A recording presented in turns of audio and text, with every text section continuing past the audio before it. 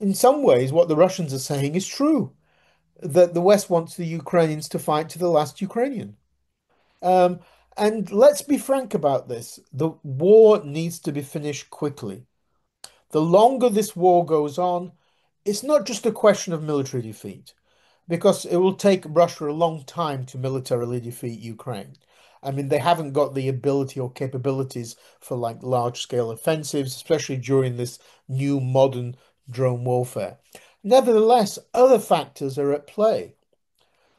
Ukraine will just stagnate as it is has been doing the last 3 years. It's managed to successfully kind of move along economically and financially for all sorts of good reasons, good domestic policy, Western financial assistance from governments, from IMF, EBRD, and such like. At the same time, um, the economy and particularly the social demographics are catastrophic. Ukraine has the lowest birth rate in the world. It has one of the worst kind of demographic situations in the world.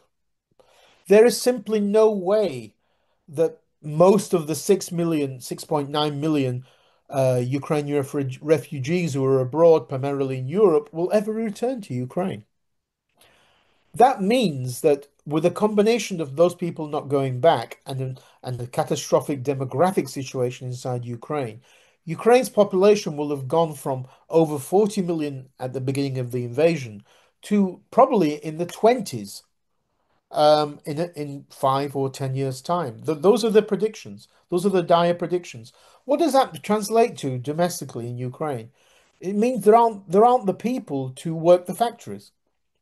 There aren't the men to go and fight in the war. Russia has millions of zombies that they can draw upon. What's Ukraine going to do? Where's Ukraine going to get those people from?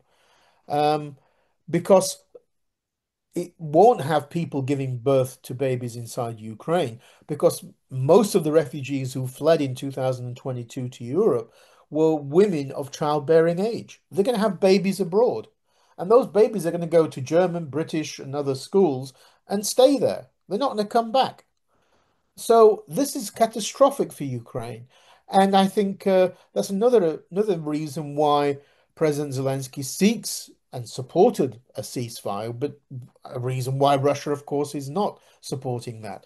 So the West's policy of not supporting Russia's quick military defeat or some kind of tough approach to negotiations to force Russia to moderate its demands, if those two are not on the table, and what is on the table, what is left on the table, is simply a forever war, that's going to be disaster for Ukraine. There's going to be nothing left of Ukraine in, say, 10 years' time or 5 years' time.